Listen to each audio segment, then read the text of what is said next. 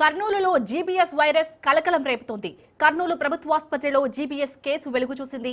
44 ఏళ్ల మహిళకు ఈ వైరస్ సోకినట్లు వైద్యులు గుర్తించారు. ఈ నేపథ్యంలో అప్రమత్తమైన అధికారులు బాధితురాలిని ఏఎంసీలో ఉంచి చికిత్స అందిస్తున్నారు.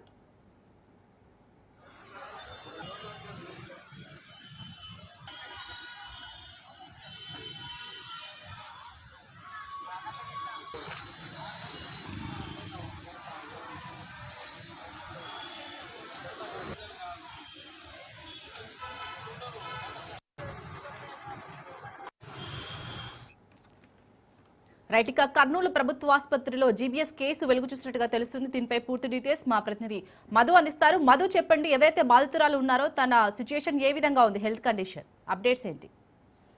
శాలిని, కర్నూలులో తొలి జీబీఎస్ కేసు నమోదైంది. అయితే కర్నూలులో ఈ జీబీఎస్ కేసు నమోదు కావడంతో ఒకంత అధికార యంత్రాంగం అప్రమత్తమైందని చెప్పవచ్చు.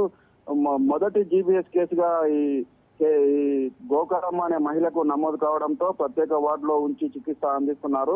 ఏదైతే గోకారమ్మ భగత్ సింగ్ నగర్ కు చెందిన గోకారమ్మకు అనారోగ్యంతో బాధపడుతున్న కుటుంబ సభ్యులు ఆమెను ప్రభుత్వ ఆసుపత్రికి తీసుకుని వచ్చారు. డాక్టర్లు వైద్య పరీక్షలు నిర్వహించి భారీ సిండ్రోమ్ గా దీన్ని గుర్తించారు. జీబీఎస్ కేసుగా తేలింది. ఈ జీబీఎస్ కేసు నమోదు కావడంతో ఒకసారిగా ప్రభుత్వ ఆసుపత్రి వర్గాలన్నీ అప్రమత్తమయ్యాయని చెప్పొచ్చు. ప్రత్యేక వార్డులో ఆమెకు అత్యవసర చికిత్స వార్డులో ఉంచి చికిత్సను అందిస్తా ఉన్నారు. ఈ వ్యాధి నమోదు కావడంతో ఉన్నతాధికారులకు కూడా ఈ కేసు నమోదైందని చెప్పేసి కూడా నివేదికను కూడా సమర్పించడం కూడా జరిగింది. మొత్తానికి ఒకంత కలకలం రేపుతుందని చెప్పవచ్చు. ప్రభుత్వ వైద్యశాలలో కర్నూలులో ఇదే మొట్టమొదటి కేసుగా కూడా నమోదైంది.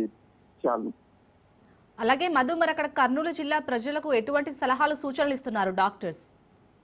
ఏదైతే ఈ భగత్ సింగ్ నగర్ కు చెందిన గోకారమ్మకు ఈ జీబీఎస్ కేసు నమోదు కావడంతో అక్కడ ప్రాంత వాసులకు కొంత అవగాహన కల్పిస్తా ఉన్నారు.